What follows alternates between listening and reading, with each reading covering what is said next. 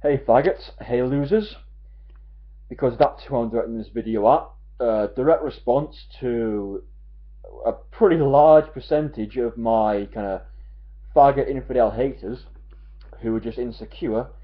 Well, a definition of insecure in this particular case. Those people who like that faggot My Little Penis show, whatever the fuck it's called. They call themselves bronies.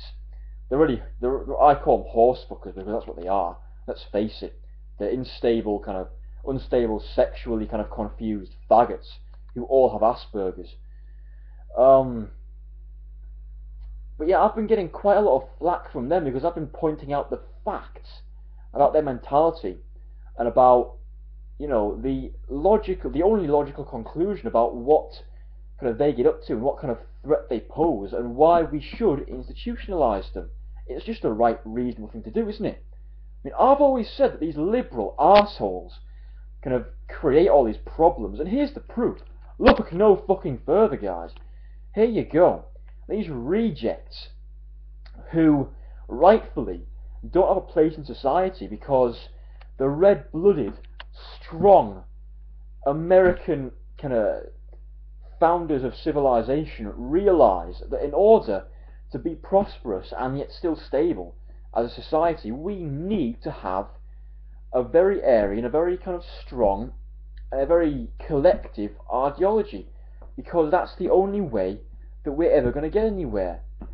But I mean, obviously you've got all these arseholes like Thomas Jefferson and all these liberals. Just ask me for a number, many fucking examples. Look no further than fucking the Amazing Atheist and the Young Turks and all these, and kind of Richard Dawkins and all these kind of faggots who, that they pass these communist ideologies like the First and Fourth Amendment and all that bullshit.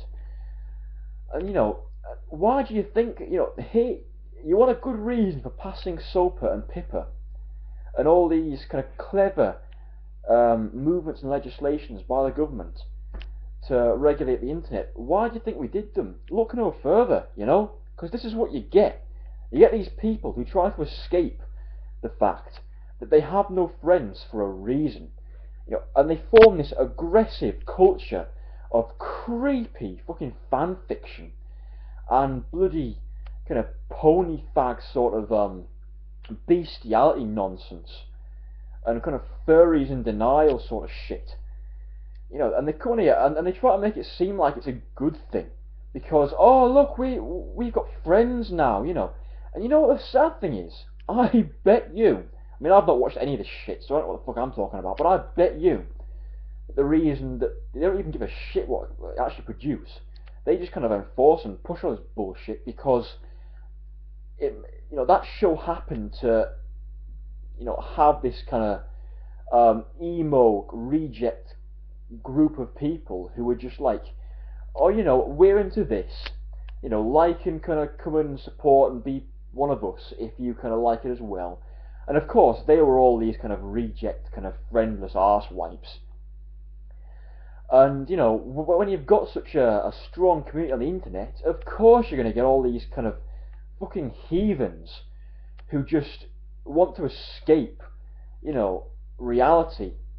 So they flock to it, and then they start pushing it, and then they start trying to force it all down our throats, and they start doing this creepy, heathen bullshit, and all this kind of fan fiction shit, and all this other, don't even check it out, don't even look at it because you will vomit. It's just so shit.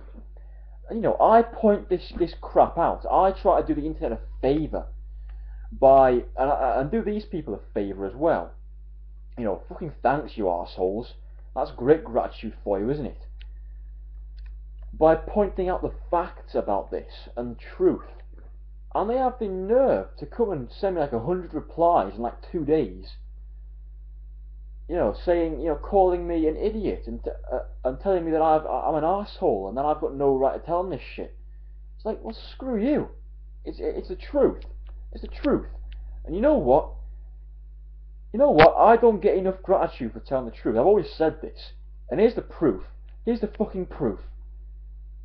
Fucking arseholes, that's what they are. They should all be shot.